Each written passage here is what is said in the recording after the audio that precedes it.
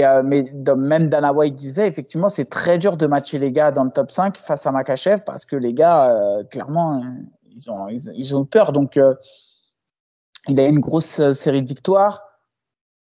On va pas se mentir, il bénéficie de l'aura Khabib Nurmagomedov. On le sait, Khabib, depuis le combat de Conor, draine une communauté de fous en MMA. Donc, je dirais en cascade, Makhachev aussi a une grosse fanbase. Il a converti toute la fanbase Khabib est devenu fanbase de Makhachev. Donc, je pense que ça, c'est ce qui justifie aussi qu'on lui ait donné le titre.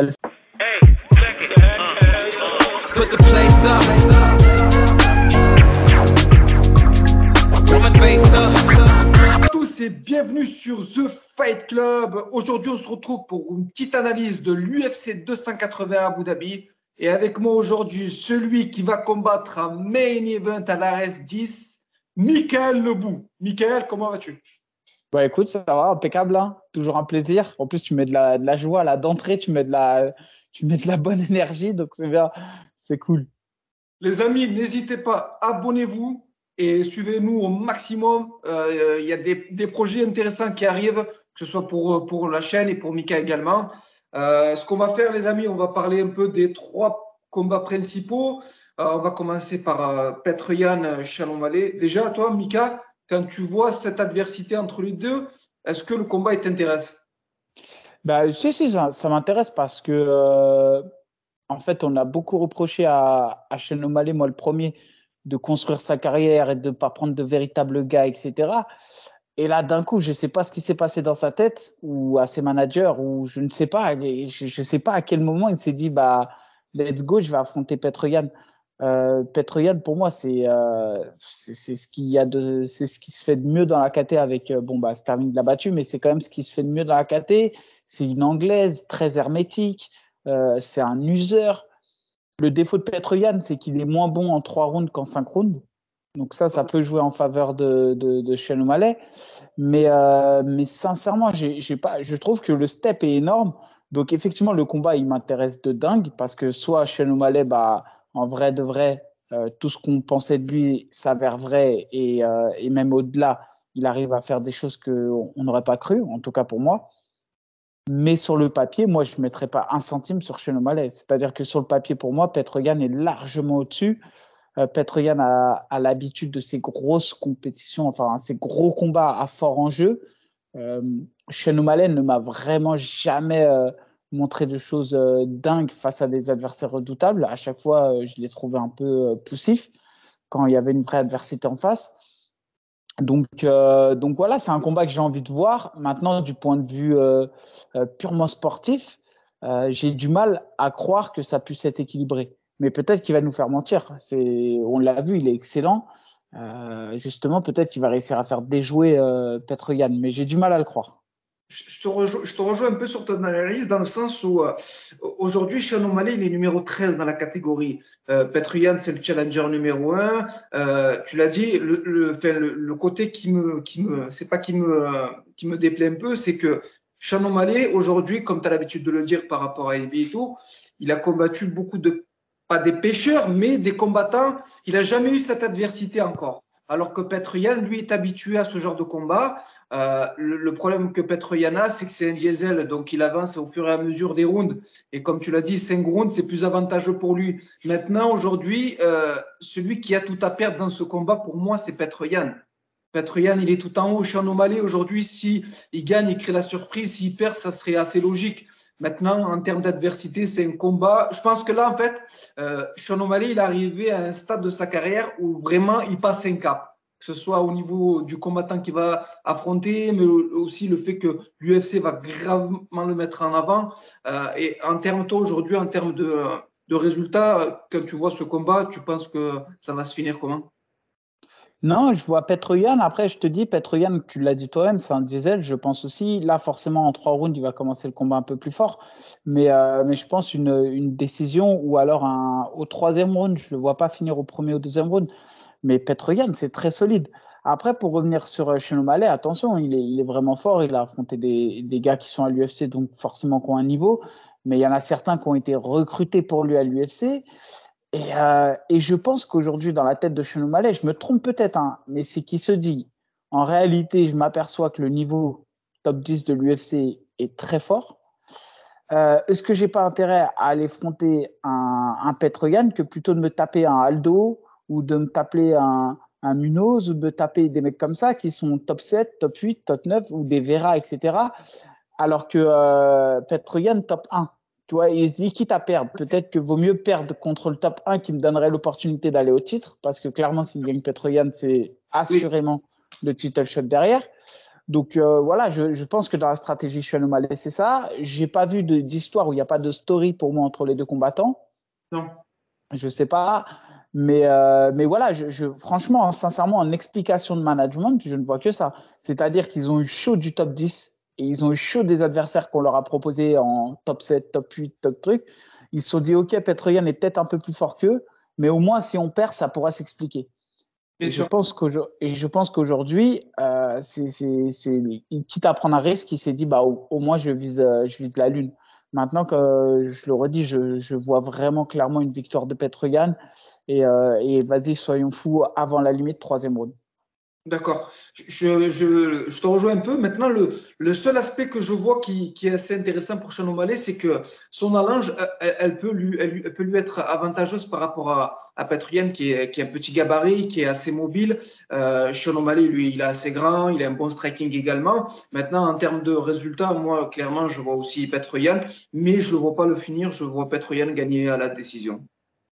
Ouais, parce que, comment dirais-je, Sterling a montré hein, les clés pour battre Petroyan. Et franchement, au deuxième combat, il a fait le combat Parfait. quasi parfait. Dès qu'il pouvait aller au sol, il bloquait. C'est là hein, le côté. La faiblesse de Petroyan, c'est en lutte et sol. Hein. Je suis d'accord. Et chez O'Malley, moi, j'ai jamais vu au sol. Enfin, donc, il a un côté à la Connor, ça frappe. Mais la dernière fois, il a touché son adversaire, je crois, je ne sais plus combien de fois, le gars. C'est sur une intervention de l'arbitre qui s'arrête, mais il n'a pas réussi Pedro Munoz. Oh. Non, avant Pedro Munoz. Il y en a eu un qu'ils ont recruté spécialement pour lui. Encore là, je ne me rappelle pas, mais je me rappelle que dans son dernier combat chez O'Malley, Pedro Munoz, round 2, ça s'est arrêté dans les jeux. C'est pour ça que ça m'avait surpris, moi, que de le voir être mis en avant comme ça face à Petroyan. Ouais, et surtout que Munoz, il montrait quand même un certain. Il l'a mis en difficulté sur certaines phases. Maintenant, je te dis, je pense que stratégiquement, ils se sont rendus compte sur ce combat que ça allait être très dur pour lui le top 10. Et clairement, ils se sont dit, quitte à prendre un risque, on vise la lune. Je suis d'accord avec toi. On va passer au main event de cet événement. Aljamain Sterling face à TJ Dillashaw. Déjà, sur le papier, est-ce que tu es on fire ou pas? Non. Non, après, j'ai jamais été un grand fan de Dillashaw. Pourtant, il est très fort. Hein. Mais déjà, pour être honnête, c'est une catégorie qui m'a jamais, à part quand on avait à l'époque Trudeau. Cerudo, ouais, Cruz, Johnson, tout ça à 58-61. C'était Sûr. vraiment pour moi le top du top de ce qui se faisait. Ouais. Derrière, il y a eu l'absence de Cruz. Il est parvenu à temps. Ensuite, on a eu les bagarres entre Dillashaw et Garbrandt. Et j'étais très, très connecté avec les histoires de l'Alpha Male Team et tout. Il y avait, en fait, il y avait une histoire, il y avait quelque chose.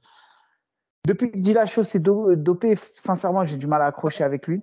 Clairement, Je suis d'accord avec toi. ça me gêne. Voilà, je trouve que c'est gênant du point de vue. Alors, tout le monde me dira, ouais, mais dans le top 10, tout le monde se dope. C'est les discours habituels que j'entends.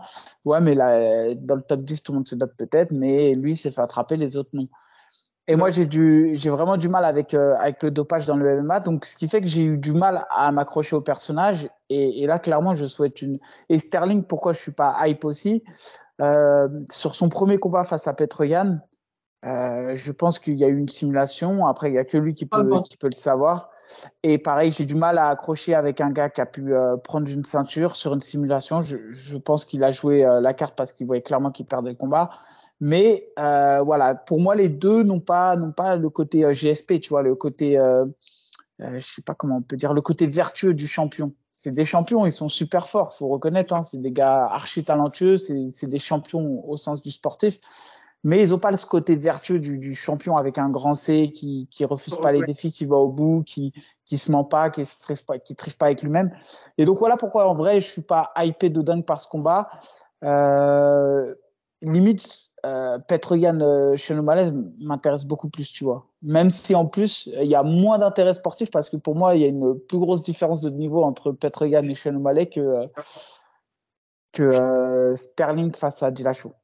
Je te rejoins sur ce point-là. Après, moi, ce combat, il m'intéresse dans le sens où, comme tu as dit, bon, déjà, TJ Dillashaw, il a été suspendu pendant 2 ans. Il avait pris un produit, c'était la Procrit, qui était chargé en EPO. Bon, on va pas rentrer dans les termes techniques, mais c'était assez controversé ce problème-là. Maintenant, après 2 ans, il est revenu face à un gros combattant, Sandhagen, où il a gagné par split decision. Donc, c'est assez intéressant pour lui. Maintenant, le combat lui-même, j'ai du mal parce que déjà, Sterling, le problème que j'ai, c'est le même problème que toi. C'est que son combat, le premier affrontement avec Petr Yan, le fait qu'il ait fait cette simulation, j'avais vraiment les boules parce que vraiment, il était dominé. Il a senti que c'était assez compliqué pour lui. Donc, après, voilà, on n'a pas le tenant et les aboutissants, donc on ne peut pas l'affirmer, mais on peut l'infirmer. Donc, ça, c'est complexe. Maintenant, en termes d'adversité, je pense que c'est un combat intéressant parce que le striking de TJ Dillashaw, c'est quelque chose de lourd. Le mec 17-4, 8 KO, il a mis à l'UFC. C'est quand même du lourd. Après, Sterling, il a les armes au sol que TJ Dillashaw n'a pas. Donc, moi, c'est un combat où j'ai du mal à me décider. C'est pour ça, Mika, déjà que je vais te laisser décider en premier. Eh ben, moi, je penserais plus pour Dillashaw. Pour 2 raisons. Dillashaw, il a montré qu'il avait un menton, déjà. Il a montré qu'il savait boxer. Et chose que Petr Yan ne fait pas, Dillashaw se déplace plutôt pas mal. Il a une bonne défense de lutte, une meilleure défense de lutte, je pense, que Petr Yan. Il est plus ouvert en boxe que Petr Yan, ça c'est clair. Mais il a des meilleurs déplacements, meilleure défense de lutte et il cogne aussi durement en anglaise. Voilà, j'ai du mal à avoir un Dillashaw casser les appuis de Sterling sur des low kicks, etc. Même si je pense que ça serait la clé. Mais je pense que Dillashaw va s'en sortir avec son anglaise et ses déplacements. Et je pense que Sterling, physiquement, va avoir du mal avec Dillashaw. Parce que Dillashaw, c'est quand même un bordel et il est explosif. Alors forcément moins explosif qu'à l'époque. Mais moi, je vois bien Dillashaw faire comment dirais-je, créer la surprise et prendre la ceinture. Ouais, je comprends un peu ton point de vue. Après, ce qu'il ne faut pas oublier avec Sterling, c'est que lui, en ce moment, il surfe sur une hype intéressante. Il a une série de 7 victoires consécutives, même il y en a une qui est controversée. Maintenant, en fait, tout dépendra de comment va évoluer le combat. Si je pense que le combat se passe. Si Sterling voit qu'il a vraiment l'avantage au sol, je pense qu'il va faire un peu comme il avait fait avec Petr Yan. Il va essayer à chaque fois de l'amener au sol et de rester sur lui. Maintenant, si ça reste debout, je ne vois pas comment TJ Dillashaw peut être mis en danger, sachant à quel point il est vif et qu'il est percutant. Je vois également une victoire de TJ Dillashaw et je vois bien le mettre KO au deuxième round. Ouais, moi je vois bien un chaos sur une phase justement de lutte où ça se décroche, tu vois. Je pense que c'est là où il sera le plus dangereux. C'est-à-dire qu'à chaque fois Sterling va essayer de casser la distance ou à chaque fois que il va se décoller, c'est là où Dillashaw est hyper fort. On l'a vu face à Garbrandt dans les phases de bagarre, il a des crochets courts qui sont enfin c'est une tuerie. Après Sterling, faut se méfier parce que en fait Sterling, il a cette capacité à pourrir le combat aussi. Il a cette capacité à te mettre des coups, des high kicks, des qui vont pas te faire mal, mais qui vont faire qu'il va garder sa distance, il va se déplacer, il va partir. Et d'un coup, paf, il va venir te coller. Et puis, tu vas défendre la lutte. Et donc, en fait, c'est un useur dans le temps et c'est quelqu'un qui arrive à gagner des secondes, des secondes, des secondes, des secondes. Et en fait, quelque part, ça, c'est hyper frustrant pour le combattant d'en face. Et c'est là, effectivement, que Dillashaw peut faire les erreurs, mal casser la distance et donc, du coup, peut-être se faire amener au sol, etc. Maintenant, j'ai du mal, par exemple, à voir Petr Yan Sterling mettre un KO à Dillashaw, mais Ouais. après, à ce niveau-là, tout peut arriver. On l'a vu face à Edward, face à Ousmane. Euh, tu vois, même encore dans les débriefs, je trouve que les gens manquent de recul parce qu'on oublie vite que le premier round, Ousmane a vu la mort face à Edward. Il s'est fait prendre le dos, franchement, il s'est fait laver au premier round au sol. Et Edward, au 5e round, bah, il met ce coup de pied. Oui, il se faisait dominer 4 rounds, mais voilà, comme quoi, un combat, Jusqu'à la dernière. c'est jusqu'à la dernière minute et dans un 5x5, faut rester concentré. 25 minutes, c'est pas facile. Je te rejoins sur ce que tu as dit par rapport au KO, parce que déjà, Sterling, il a une carte de 21-3, il a que 2 victoires par KO. Donc, c'est pas un adepte des KO, c'est quelqu'un qui est soit en soumission, soit par victoire par décision. Il est plus côté décision. Maintenant, on verra bien comment ça évoluera. On va passer au main event. Je pense que le combat que tout le monde attend, un peu le combat de l'année, Charles Oliveira contre Islam Makhachev. Déjà, toi, la première question, est-ce que tu penses qu'Islam, à ce stade de sa carrière, en ayant eu à affronter les adversaires qu'il a eu, mérite ce combat pour le titre? Franchement, il le mérite incontestablement, dans le sens où il a eu beaucoup de malchance. C'est-à-dire qu'il a voulu affronter, alors je ne sais pas si c'est vrai ou faux, parce qu'à un moment donné, quand je ne sais plus c'est qui l'avait défié pour lui dire bah, vas-y, je te prends, Islam Makhachev, ça a été un grand mute et il n'y a pas eu de suite sur Twitter. Je ne me souviens plus c'était pour quel combat. Quel combattant lui avait dit. Je crois que c'est Dos Anjos qui lui a dit bah, let's go et il y a eu une sorte de silence. Donc, bon, il y a ce qui se dit et ce qui se fait réellement. Mais même Dana White disait effectivement, c'est très dur de matcher les gars dans le top 5 face à Makhachev parce que les gars, clairement, ils ont peur. Donc, il a une grosse série de victoires. On va pas se mentir, il bénéficie de l'aura Khabib Nurmagomedov. On le sait, Khabib, depuis le combat de Conor, draine une communauté de fous en MMA. Donc, je dirais en cascade, Makhachev aussi a une grosse fanbase. Il a converti toute la fanbase Khabib et est devenu fanbase de Makhachev. Donc, je pense que ça, c'est ce qui justifie aussi qu'on lui ait donné le title fight. Maintenant, ça va être un combat. J'ai l'impression qu'on oublie les performances Si on prend les palmarès, alors c'est facile, on dit Makhachev, il a perdu qu'une fois et le mec qui est un peu simpliste ou qui connaît pas le MMA va dire ouais, Oliveira, regarde toutes les défaites qu'il a eues, etc. Sauf que Oliveira, sur ses 5 derniers combats, il a affronté que des tops et il les a finalisés. Et je vais même aller plus loin dans mon analyse, c'est-à-dire que pour moi, sur les 5 derniers combats d'Oliveira, et pourtant moi je suis un pro-team Khabib, hein, tout le monde le sait, je trouve que Khabib a le style en MMA le plus efficace au monde, c'est pas le plus spectaculaire, mais c'est peut-être pour moi le combattant ultime en MMA. Sauf que ce qu'on peut reprocher à Khabib quand même, c'est de pas toujours avoir affronté les adversaires au top de leur forme. Un peu à la Mayweather, tu vois. Un mec qui va avoir un palmarès intact, mais qui n'a peut-être pas affronté les meilleurs au meilleur moment. Je pense à Ferguson, etc. D'ailleurs, le combat ne s'est jamais fait. Alors que Oliveira, il a affronté les meilleurs au top de leur forme, et tout ça en moins de 2 ans. Et quand tu regardes le top 5 qu'a pris, enfin les derniers qu'a pris Oliveira, ça parle pour lui-même. Et je crois, et j'ai du mal à comprendre à quel point Makhachev peut être donné favori, ou du moins qu'il y ait cette proportion entre les deux. Parce que pour moi, clairement, s'il devait y avoir un champion, d'ailleurs, le champion, c'est Oliveira, même s'il il a raté le poids, etc. Et Makhachev est clairement challenger sur ce combat, pour moi. Et je pense.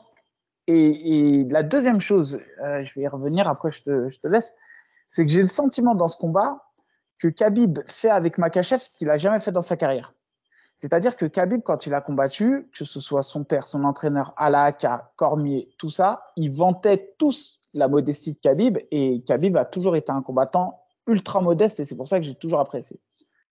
En tant que coach, je le trouve beaucoup moins modeste et beaucoup plus, je dirais, présomptueux parfois et insultant pour les adversaires. Parce que Makhachev, aujourd'hui, il n'a pas non plus fait des dingueries.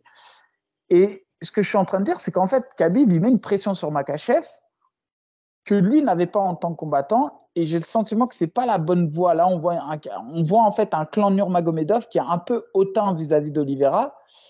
Et je pense, attention, à pas d'excès de confiance. C'est bien d'être en confiance quand on combat. C'est bien de se dire qu'on va gagner et qu'on n'envisage pas la défaite. Mais attention à respecter le niveau des adversaires. Je suis totalement d'accord avec toi, Mika. Et je pense que ce que tu dis, c'est très important.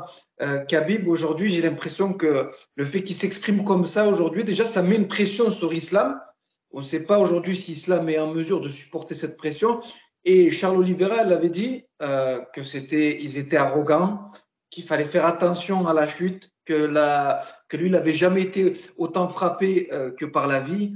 Aujourd'hui, comme tu as dit, Charles Oliveira, aujourd'hui, c'est le challenger. Moi, c'est un truc que j'arrive pas à comprendre du tout. Pour moi, aujourd'hui, la position du challenger, elle est totalement pour Islam. Tu l'as dit tout à l'heure, les 4 derniers combats de Oliveira, c'est 4 guerres. Hein. Gaethje, Poirier, Chandler et Ferguson. Islam, c'est Bobby Green, Dan Hooker, Moises et Dober. Donc là, on voit clairement la différence. Aujourd'hui, Islam, lui, il n'est jamais arrivé à un stade où il a combattu des combattants qui étaient au top de leur forme et qui faisaient partie du top 5. Il devait avoir ce combat face à Dariush qui s'est malheureusement annulé. Là, on aurait pu un peu jauger dans quel état de forme il était. Maintenant, ce combat-là, moi, je suis tellement difficile à pronostiquer parce qu'il est tellement imprévisible, Charles Oliveira, que ça en devient compliqué. Il peut voir la lumière s'éteindre à tout moment, il se relève derrière et bon, c'est là que il frappe quand même. Oliveira, j'ai fait la réflexion moi d'Islam Makhachev quand il a dit premier round d'échauffement, deuxième je l'amène en eau profonde et troisième je finalise le coup. En fait, c'est un aspect, moi, des combattants du Caucase que j'appréciais auparavant, c'était leur humilité, en fait, leur performance parlait pour eux. Maintenant, aujourd'hui, on arrive dans une phase où les combats se vendent tellement par ce genre de trash talking que tu es un peu obligé de te mettre en avant comme ça. Maintenant, est-ce que Islam arrivera à remporter ce combat? Et franchement, après Islam, c'est pas Khabib aussi, tu vois, c'est ça le truc. C'est pour ça que je dissocie bien les deux, parce que en fait, si Islam lui a besoin de trash talker pour se mettre dans le combat et tout, moi pourquoi pas, ça reste avec eux, c'est quand même relativement bien cadré, ça dépasse jamais les limites et tout.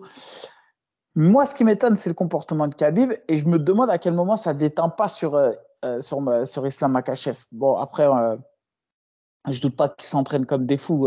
Franchement, là, il y a aucun doute. Ça se fait aux Émirats, c'est un peu comme combattre à la maison pour eux. Donc, c'est-à-dire que même l'UFC met tout en œuvre, plus ou moins, pour que, il y a quelque chose qui se dessine quand même pour Makhachev. Mais, encore une fois, je le dis, pour moi, clairement, le favori reste Oliveira. Je pense même qu'Oliveira va s'imposer. Et franchement, attention à la soumission, parce que je ne sais pas si on se souvient tous de Khabib Poirier.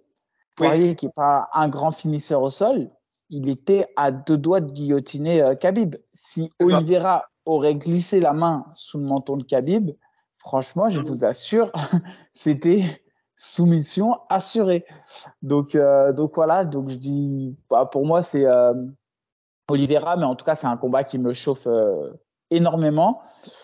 Et tu parlais de Dariush tout à l'heure, qui affronte Gamrot sur la même carte. Et ça va être un combat de ouf aussi que j'ai hâte de voir. Pour le coup, c'est 2 spécialistes du sol. Gamrot, on l'a vu, énorme progrès en anglaise, en striker. C'est propre, c'est efficace.